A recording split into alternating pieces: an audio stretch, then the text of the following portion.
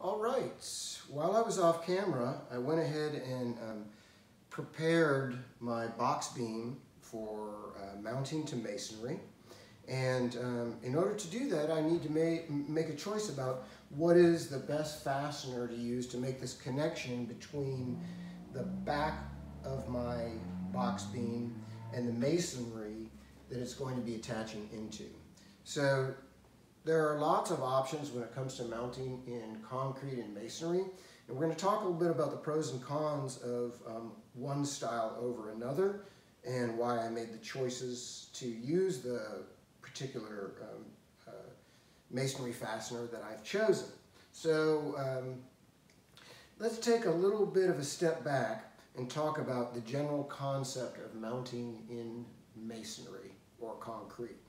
So masonry or concrete is typically made of a binding agent, which is Portland cement, and then an aggregate, which in the case of mortar is the Portland cement mixed with sand as an aggregate. And that the grain or size of the particles of sand that are used are determined by what the joint size is that mortar is going into. So thinner mortar joints or less space between the bricks would require a finer grain of sand, and larger spaces in between bricks would require a coarser sand. So in between the brick, we have the combination of Portland cement and sand. When it comes to concrete, the thickness of the cross-section of the concrete determines the type of aggregate that's used in addition to the sand and the Portland cement, which is the binding agent that holds this all together. And that third component can be either small bits of gravel, which are generically referred to as pea gravel. And as the thickness of the cross-section gets thicker and thicker, the size of the aggregate increases. So when you're casting concrete in excess of 2.5 inches and less than 6 inches, pea gravel is usually considered to be appropriate. When you get thicker than cross sections of 4 to 6 inches, then you need to increase the size of that aggregate. So for example, if you're casting a concrete footing or concrete piers or the way that they cast concrete for road beds, they may be using gravel as an aggregate that's up to 3/4 or 1 inch in size.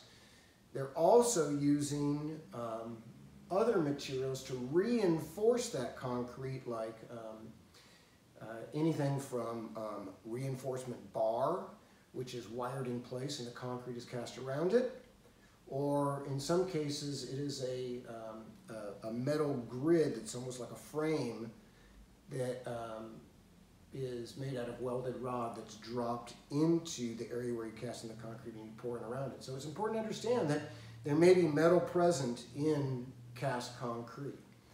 And so in any case, we're mounting to brick and mortar.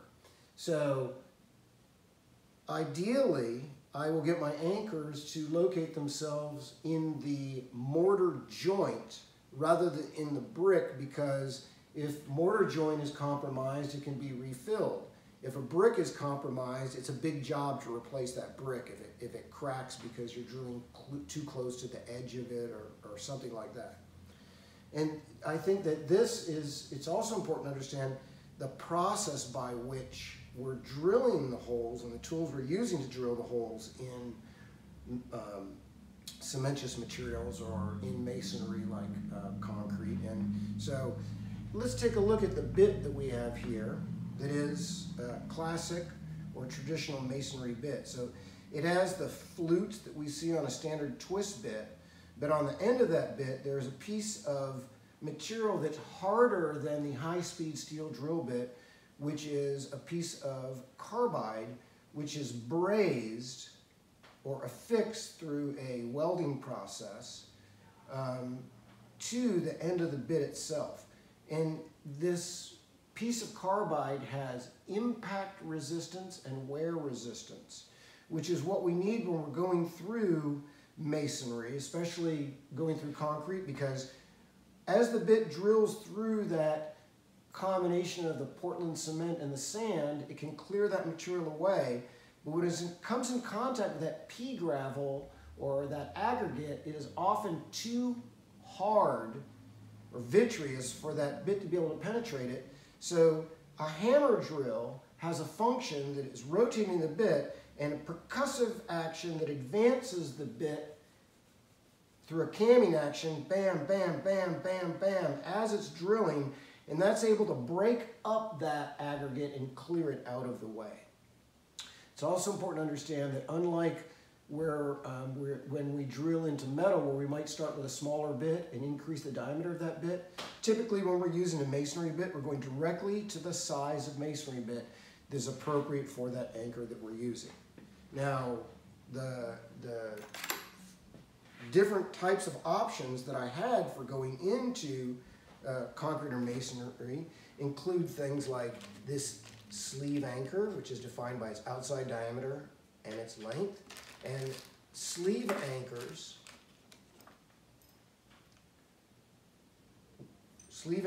are affixed by drilling into your concrete or masonry to just a little bit deeper than the depth of this sleeve anchor, and then that is hammered into the opening, so it's a snug fit as it goes in the opening, and as the nut is tightened, it draws this bottom up into the sleeve and causes the sleeve to spread, which creates a kind of a force this direction, which reduces the likelihood of it pulling out. So the upside is that they're super strong. The downside is that it is really almost impossible to remove a sleeve anchor once it's been installed. So you can, because there's the stud on the end of it will project outside of the material that you're attaching, and you could cut that off, but to pull it back out it's almost impossible. So another anchor that's typically used in concrete and sometimes in mortar joints is what's called a wedge anchor, and it functions in a similar fashion in that you pre-drill a hole, you hammer that into place. It has a tapered end on it so that when you're hammering, it doesn't damage the threads. And you can see on the back side of this, it has this little studded wedge that, again, as the nut is tightened down, it pulls that and slides it up onto the back side of that to wedge it in place. Another option, which is not really used that much anymore, but used to be very common, is what's called a lag shield. And probably the main reason these aren't used so much anymore is because lag shields are made out of soft metal, lead, and lead has health hazards associated with it. So although lead is a large molecule and it's difficult to absorb into your body, the oxide film off of it can be readily absorbed if you come in contact with points of entry in your body, like your mouth or your nose or your eyes. So you should typically wear barrier gloves anytime you're coming in contact with lead, and never generate any dust by sanding it or anything like that without proper personal injury protection. So, and lead poisoning is pretty serious business. So anyway, this is the hole is drilled for the outside diameter. It's driven into the opening, and then as the lag bolt is screwed into the lag shield, it causes it to wedge into the space. And it's not as effective at holding as the wedge anchor and the sleeve anchor, because instead of spreading from behind or the back of the hole, it's spreading from that outside shoulder, which means that even under the best of circumstances, it still wedges slightly like this, which makes it easier to withdraw than if it was wedged like this. So last but not least, the option that I've chosen, because it's easy to install.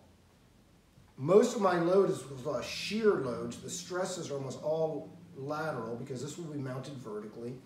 And it's narrow enough to fit into a mortar joint in between the bricks, so I'm less likely to have to concern myself about damaging the bricks. It's also one of my preferred fast and easy methods for installing in mortar joints and in between mortar joints and brick or cinder block because it's got pretty good holding power relative to its ease of use. And again, this is called a Tapcon. That's a brand name, but a lot of people generically refer to these as Tapcons, just like a lot of people call tissue Kleenex or you know, Coke a soda.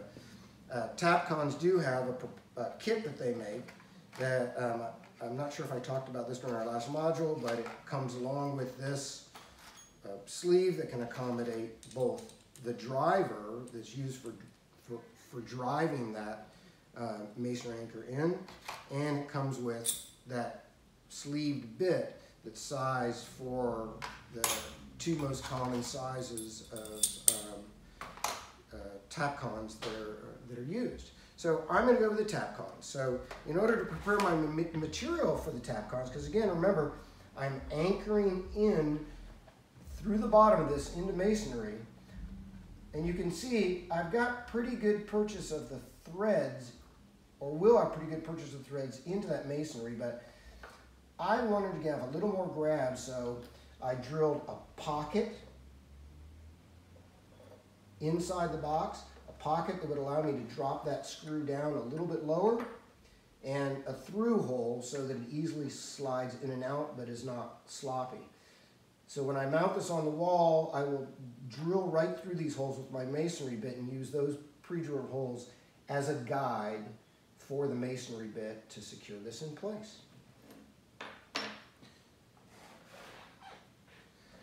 I have a little sort of kit like this that's a handled container that I keep a lot of my masonry bits in that I most regularly use, and that's sort of my action pack that goes with me when I'm going onto a job site, because sometimes when you go to do an installation, you might not know what the wall is made of or what the mounting surface is made of until you get there, so I like to travel with a lot of options. And then I keep all of my backup inventory in one of these milk cartons that I cut a square piece of ply to drop in so that the hardware doesn't fall through the bottom of it. So our next step is going to be to get this outside and look at how this mounting is going to go.